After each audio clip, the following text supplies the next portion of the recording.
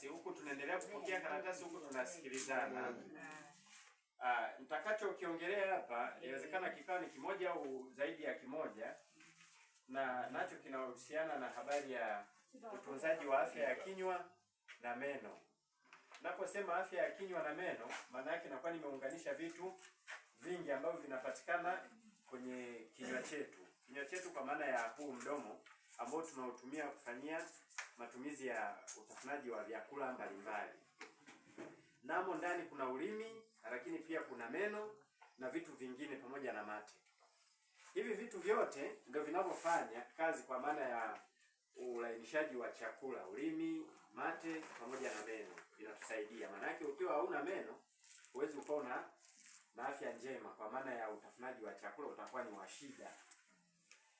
Basi naenda moja kwa moja kwenye namna nzuri ya usafishaji wa kinywa chetu.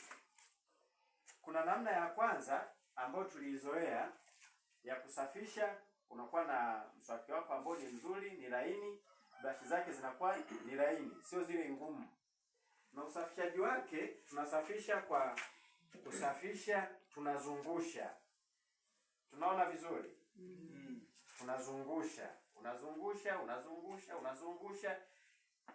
Hii ni njia nzuri na ni rahisi na ni nzuri kwa maana ya haiharibu meno yetu.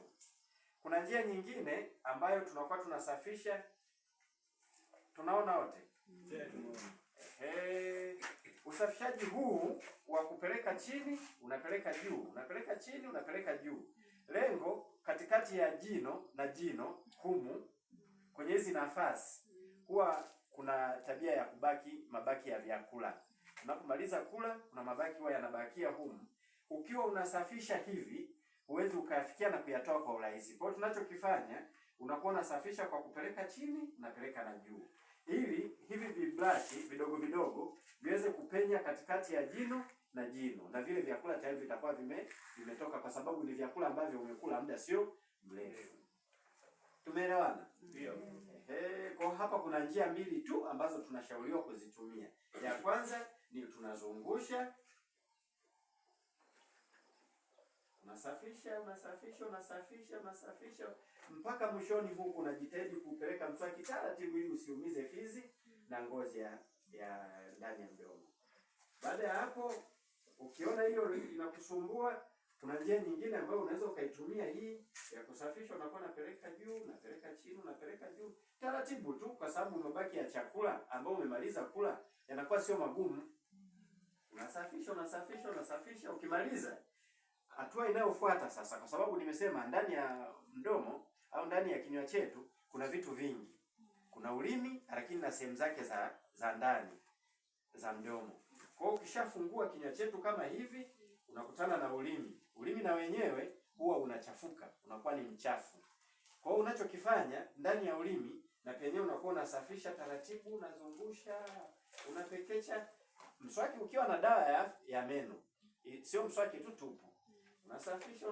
Unasafisha, unachukua na maji yako, kama yatakuwa ni ya uvuguvugu au ya baridi, unaweka, unasukutua kidogo tu, usisukutue mpaka dawa iishi, kwa sababu dawa na yenyewe ina vitu vingi mle ambavyo vile vitu vinakusaidia kinywa chako kiendelee kuwa kizuri, lakini pia na kuna vitu ambavyo vinakuwa vinafyonza kwenye meno ili meno yetu yaendelee kuwa magumu. Nadhani tumeelewana. Basi sasa nakaribisha maswali kama yatakuwepo kuhusiana na namna ya upigaji mswaki. Na wao tutawapa hii na waonyeshe jinsi gani hapo ya kuswaki.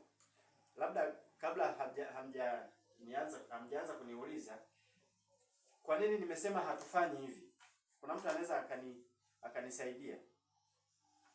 Maana kitu cha kwanza kabisa nimesema huwa tumezoea kufanya hivi, lakini kwa sasa hatuyakatishi meno. Tunazungusha na tunapeleka juu chini. Nieleze na penyewe kidogo.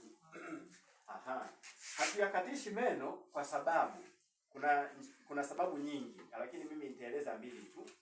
Ya kwanza, unatenganisha kati ya jino na fizi. Lakini njia ya pili, unayaharibu. Tunaelewana? unayaharibu. Na ndio maana watafiti walivyofanya utafiti wao, madaktari hapa wakaona tukifanya hivi maana yake tunayaharibu meno, tunayasugua kwa kuyakatisha.